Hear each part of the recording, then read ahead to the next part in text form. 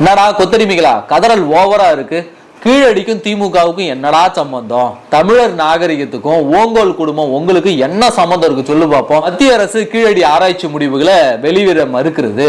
அதற்கு எதிர்க்கட்சி தலைவர் எடப்பாடி பழனிசாமி வாய் திறக்க மாட்டேங்கிறாரு, மௌனமா இருக்கிறாரு அப்படின்னு சொல்லிட்டு விமர்சிக்கிறீங்க. சரி சரி, அதிகாரம் யார் கையில இருக்கு? தமிழ்நாட்டினுடைய முதலமைச்சராக இருப்பவர்கள் யார்? தமிழ்நாட்டினுடைய அதிகாரம் யார் கையில இருக்கு? டெல்லியில 40 எம்பிகளை, கூட்டணி கட்சி எம்பிகளோடு சேர்த்து 40 எம்பிகளை வைத்திருப்பவன் யார்? அப்ப அந்த 40 எம்பி என்ன நாக்க வழிக்க வச்சிருக்கிறியா? இல்ல அப்ப நாங்க ஏதாவது அசிங்கமா கேட்டுருவோம். அப்புறம் எதுக்கு வச்சிருக்கிற? இங்க ஆட்சி அதிகாரம் உங்க கையில தானே இருக்கு. நீங்க தானே முதலமைச்சரா இருக்கிறீங்க. நீங்க வெளியிடுங்க. அங்க போய் நாடாளுமன்றத்தை உங்க 40 கூட்டணி கட்சி எம்பிகளோடு போயிட்டு நாடாளுமன்றத்தை முடக்குங்க. நீங்க என்ன எதிர்கட்சி தலைவர் எடப்பாடி பழனிசாமி கிட்ட வாயை திறக்க மாட்டாரு, கம்முன்னு இருக்காருன்னு அவர்கிட்ட சொல்றீங்க? அப்ப உனக்கு வக்கு இல்ல.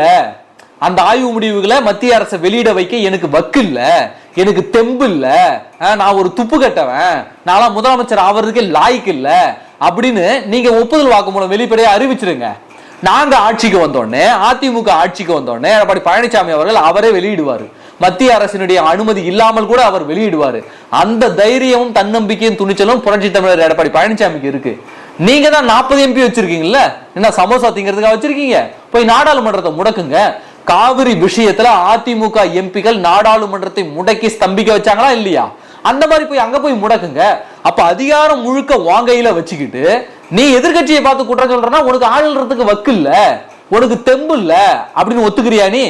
அப்ப அதிகாரமே இல்லாத எதிர்கட்சி கிட்ட ஏன்டா கேக்குற?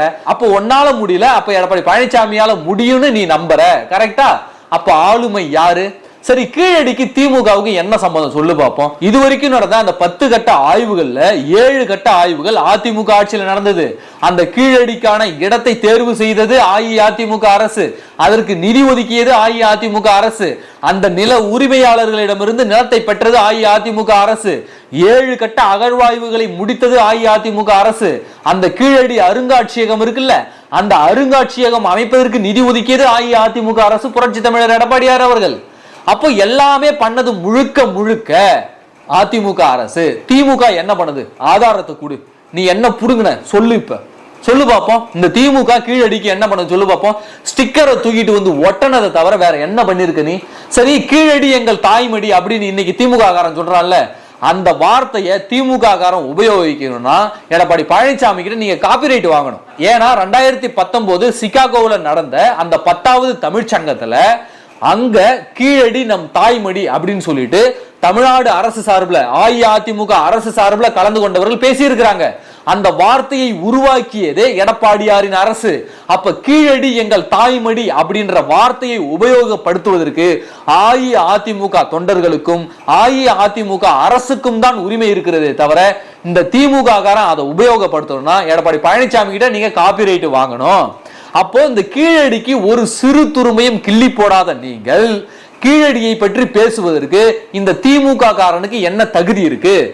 அப்போ நீங்க கீழடியை பற்றி பேசுவதற்கு ஆட்சி அதிகாரமே இல்லாத அதிமுக தான் வரணும், எடப்பாடி பழனிசாமி தான் வரணும்னு நினைக்கிறனாக்க அப்போ முதலமைச்சர் பொம்மனு நீ ஒத்துக்கிறியா?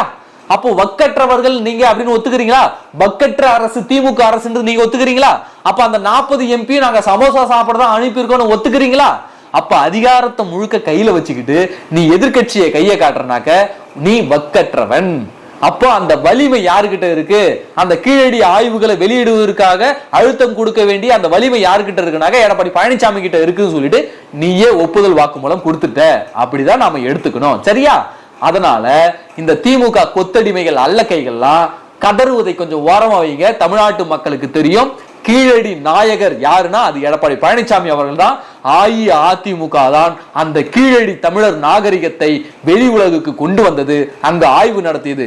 இதுல குறிப்பா ஒண்ணு சொல்லணும்னாக்க 2006 இருந்து 2011 வரைக்கும் கருணாநிதி ஆட்சியில இந்த கீழடி ஆய்வுகளை நடத்த அவர் மறுத்தார். கீழடி ஆய்வுகள் பக்கம் அவருக்கு அன்னே திருப்பல. பல பேர் கோரிக்கை வச்சாங்க அந்த அவருடைய ஆட்சி காலத்துல. அந்த ஆட்சி காலத்துல ஒரே ஒரு ஒத்த ரூபாயை கூட கருணாநிதி ஒதுக்கவில்லை. ஏன்னா தமிழர் வரலாறு எங்க வெளியே வந்துடுமோ, பழமையான தமிழர் வரலாறு வெளியே வந்துடுமோன்னு சொல்லிட்டு இந்த ஓங்கோல் குடும்பத்திற்கு ஒரு வன்மம். அதனாலதான் இந்த ஓங்கோல் குடும்பம் அந்த கீழடி ஆராய்ச்சியை இவர்கள் நடத்தாமல் தடுத்து வைத்திருந்தார்கள்.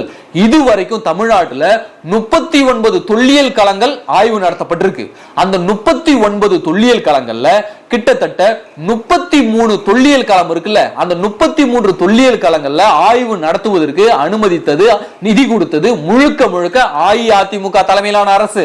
புரட்சி தலைவர் எம்ஜிஆர்ல தொடங்கி புரட்சி தமிழர் எடப்பாடியார் வரைக்கும் கிட்டத்தட்ட 39 இடங்கள்ல 33 இடங்கள்ல ஆய்வு நடத்துவது அஇஅதிமுக ஆட்சி காலத்தில் தான் நடந்தேறியது. இந்த திமுக ஒரு கிட்டத்தட்ட எப்படி பார்த்தாலும் ஒரு 20-25 வருஷம் நீங்க ஆண்டிருப்பீங்கல்ல.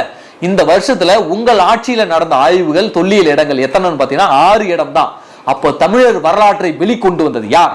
தமிழர் வரலாற்றை உலகறிய செய்தது யார்? அஇஅதிமுக அரசு. அப்ப தமிழர் வரலாறை பற்றி பேசுவதற்கு இந்த திமுக கொத்தடிமை ஓங்கோல் குடும்பத்திற்கு, இந்த தெலுங்கனுங்களுக்கு ஒரு அருகதை கூட கிடையாது. இவனுங்க கீழடி நாகரிகத்தை வெளிக்கொண்டு வருவதற்கு ஒரு சிறு துரும்பை கூட இந்த திமுக கொல்டி கும்பல் போடவில்லை. இவனுங்க முழுக்க முழுக்க தமிழர் வரலாற்றை மறைப்பதற்கான வேலையை தான் பார்த்தாங்க. ஏனாக்க கீழடி அகழ்வாய்வுல கிடைச்ச ஒரு பொருளினுடைய மாதிரிய அமெரிக்காவுக்கு அனுப்புறாங்க ஆய்வுக்கு. அந்த ஆய்வு நடத்தி இது மிக பழமையான பொருள், இந்த இரும்பு பொருள் ஆய்வுகளின் அடிப்படையில் நாம பார்க்கும் பொழுது கிமு 2600க்கு மேல இருக்குது. அப்போ உலகத்திலேயே முதலில் இரும்பு நாகரிகத்தில் அடியெடுத்து வைத்தவர்கள் தமிழர்கள் அப்படின்னு ஒரு ரிசல்ட் வருது. அந்த ரிசல்ட் வந்து அது வந்து அதிமுக ஆட்சி காலத்திலே வந்துருச்சு, கிட்டத்தட்ட 2021 வந்துருச்சு. அதுக்குள்ள தேர்தல் அறிவிப்புகள்லாம் வந்ததால அதை வெளியிட முடியவில்லை. உடனடியாக பதவியேற்ற இந்த திமுக அரசு, இந்த ஓங்கோல் குடும்பம் 4 வருடம் அந்த ஆய்வு முடிவுகளை வெளிவராம பத்திரமா பாத்துக்குச்சு. அப்போ 4 பக்கமும் நெருக்கடி சூழ்ந்த பிறகுதான் இந்த ஓங்கோல் குடும்பம் வேறு வழி இல்லாமல் தமிழர் நாகரிகம் தான் முதலில் இரும்பு காலத்துல அடி எடுத்து வச்சது அப்படின்ற அறிவிப்பை 2025 வெளியிடுறானுங்க. கிட்டத்தட்ட அந்த 4 வருடம் அந்த வரலாற்று உண்மையை ஏன் இந்த தமிழ்நாடு அரசு வெளியிடாமல் மறைத்து வைத்திருந்தது? நீ வேணா ஃபேக்ட் செக்கிங் குழு வச்சிருக்கீங்களா, நான் சொன்ன தகவல் உண்மையா பொய்யான்னு அந்த ஃபேக்ட் செக்கிங் குழுவை வச்சு நீ செக் பண்ணிக்க, நான் சொன்னது உண்மையா பொய்யான்னு. அது மட்டும் இல்லாம இங்க ஆலம்பர கோட்டையிலிருந்து, இந்த மரக்காணம் பக்கத்துல ஆலம்பர கோட்டை இருக்குல்ல, அந்த ஆலம்பர கோட்டையிலிருந்து கன்னியாகுமரி வரைக்கும் இருக்கக்கூடிய கோட்டைகளை பழுது நீக்கம் செய்தது எடப்பாடி பழனிசாமியார் அவர்கள். அந்த கோட்டைகளை சீரமைத்தது எடப்பாடி பழனிசாமியார் அவர்கள். அதற்காக கிட்டத்தட்ட 26 கோடி ரூபாய் நிதியை ஒதுக்கியது எடப்பாடி பழனிசாமி அவர்கள். அது மட்டும் இல்லாம 2006 to 2011 வரைக்கும் கருணாநிதி ஆட்சியில தமிழக தொல்லியல் துறைக்கு அந்த அருங்காட்சியங்களுக்கு ஒதுக்கப்பட்ட நிதி எவ்வளவு தெரியுமா? வெறும் 9 கோடி ரூபாய். ஆனால் புரட்சி தமிழர் எடப்பாடியார் அவருடைய ஆட்சி காலத்துல தமிழக தொல்லியல் துறைக்கும் அருங்காட்சியகத்திற்கும் அவர் ஒதுக்கிய நிதி 105 கோடி ரூபாய். இப்ப சொல்லுங்க, தமிழர் வரலாற்றை வெளிக்கொண்டு வருவது அதிமுக அரசா இல்ல திமுக அரசா? சொல்லுங்க பாப்போம். அது மட்டும் இல்லாம நம்ம எக்மோர் மியூசியம் இருக்குல்ல சென்னையில, அந்த எக்மோர் மியூசியத்தை, அந்த அருங்காட்சியகத்தை தேசிய அளவிலான ஒரு அருங்காட்சியகமாக அங்கீகாரம் பெற வைத்தது எடப்பாடியார் பழனிசாமி. அது மட்டும் இல்லாம அந்த தேசிய அங்கீகாரம் பெற்ற அந்த எக்மோர் அருங்காட்சியகத்திற்கு மத்திய அரசு 100 கோடி ரூபாய் செலவு செய்ய வைத்தவர் எடப்பாடி பழனிசாமி. நீங்க என்ன பண்ணீங்க? நீங்க என்ன புடுங்குனீங்க? அந்த ஒரு ஆணியை காட்டுங்க பாக்கும் சார். அப்ப தமிழன் வரலாற்றை வெளிக்கொண்டு வந்தது யார்? பதில் சொல்ல முடியுமா உங்களால? இந்திய மாநிலங்களிலேயே தமிழ்நாட்டுல தான் அதிக அளவுல கல்வெட்டுகள் கிடைக்கிறது, கல்வெட்டு பிரதிகள் இருக்கிறது.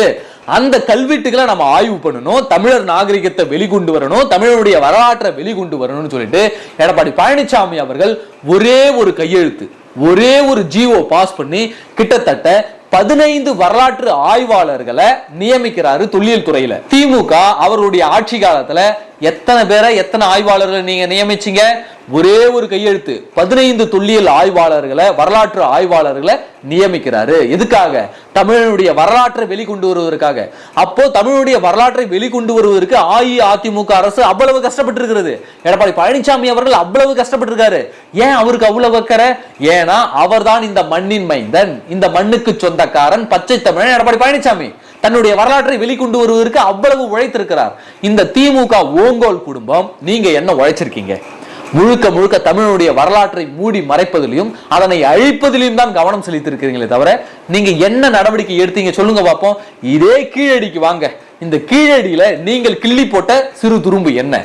அப்போ கீழடிக்கு ஒன்னும் செய்யாம முழுக்க முழுக்க எல்லாத்தையும் செஞ்ச அதிமுக அரசினுடைய அந்த புகழை மறைப்பதற்கு உங்க ஸ்டிக்கரை ஓங்கோல் குடும்பம் ஸ்டிக்கரை தூக்கி கொண்டு வந்து ஒட்டியதை தவிர வேறு என்ன பெருசா புடுங்கி கிழிச்சு புட்டீங்க நீங்க? ஆதாரத்தை கொடு பார்ப்போம். 7 கட்ட ஆய்வுகள், 10 கட்ட ஆய்வுகள்ல 7 கட்ட ஆய்வுகள் அஇஅதிமுக அரசுலயே முடிஞ்சு போச்சு. மீதி 3 கட்ட ஆய்வுகளுக்கும் நிதி அவர்களே ஒதுக்கிட்டாங்க. அப்ப நீங்க ஏதாவது ஒதுக்கிருந்தீங்கன்னா அதையும் சொல்லுங்க, அதையும் நாங்க ஏத்துக்கிறோம், நாங்க திருத்திக்கிறோம். அதை உங்களால சொல்ல முடியுமா?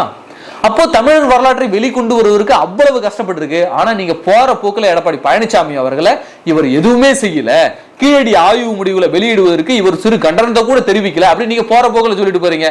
ஆனா அதிகாரம் யார் கையில இருக்கு? அப்ப அதிகாரத்தை எல்லாம் உங்க கையில வச்சுக்கிட்டு எடப்பாடி பழனிசாமி நீங்க கை காட்டுறீங்கனாக்க நீ வக்கு இல்லாதவன் அப்படின்னு நீ ஒத்துக்க. சரியா? இப்ப கூட மத்திய அரசு அந்த வரலாற்று ஆய்வு முடிவுகளை வெளியிட மாட்டேன்னு சொல்லல. அவர்கள் சில அறிவியல் பூர்வமான தகவல்களை கேட்கிறாங்க. அந்த தகவல்களை கொடுத்துட்டாக்க அவங்க வெளியிட போறாங்க. அந்த தகவல்களை கொடுத்தும் அவர்கள் வெளியிடவில்லை என்றால் வாங்க எல்லாரும் சேர்ந்து போராடலாம். அது மட்டும் இல்லாம உன் பிள்ளைக்கு ஒரு பிரச்சனை வருது, உன் பிள்ளை கைதாக போகிறாரு, உன் பிள்ளை மீது வழக்கு வர போகுது, உன் கட்சிக்கார மேல வழக்கு வர போகுதுன்னு இங்க இருந்து பிளைட் பிடிச்சு போய் டெல்லியில மோடி காலில் அமித்ஷா காலில் விழ தெரியுது இல்ல? தமிழர் வரலாற்றை வெளியிடுவதற்கு நீங்க டெல்லியில போய் விழுந்தா என்ன, யார் காலில் விழுந்தால் என்ன? தமிழக மக்கள் உங்கள் பெருமையா தானே பார்க்க போறீங்க. ஆனால் நீங்கள் எதற்காக டெல்லிக்கு வர்றீங்க? உங்க மகனை காப்பாத்த, உங்க குடும்பத்தை காப்பாத்த, உங்கள் அமைச்சர்கள் ஊழல் அமைச்சர்களை காப்பாற்றதான் நீங்க டெல்லிக்கு போறீங்க. அப்ப தமிழர்களுடைய வரலாற்றை பற்றி துளியும் இந்த மு க ஸ்டாலினுக்கோ அந்த கொல்டி கும்பலுக்கோ அல்லது அந்த ஓங்கோல் குடும்பத்திற்கோ அல்லது அந்த ஓங்கோல் குடும்பத்திற்கு கழுவி விடக்கூடிய தமிழர்களுக்கோ புத்தி இல்லை, தெம்பில்லை, திராணி இல்லை அப்படின்னு தான் நாங்க சொல்லுவோம். சரியா? அப்ப நீங்க தமிழர் வரலாற்றை வெளிக்கொண்டு வருவதற்கு எவன் காலை வேண்டுமானால் பிடிக்கலாம். ஆனால் நீங்கள் உங்கள் குடும்பத்தை காப்பாற்ற, உங்கள் ஊழல் அமைச்சர்களை காப்பாற்ற எல்லார் காலையிலும் விழுந்து கொண்டிருக்கிறீர்கள். எனவே இந்த தமிழக மக்கள் ஒன்றை புரிந்து கொள்ளுங்கள். அஇஅதிமுக அரசு தான் தமிழர்களுக்கான அரசு. தமிழர்களுடைய வரலாற்றை வெளிக்கொண்டு வந்தது அஇஅதிமுக தான். நன்றி.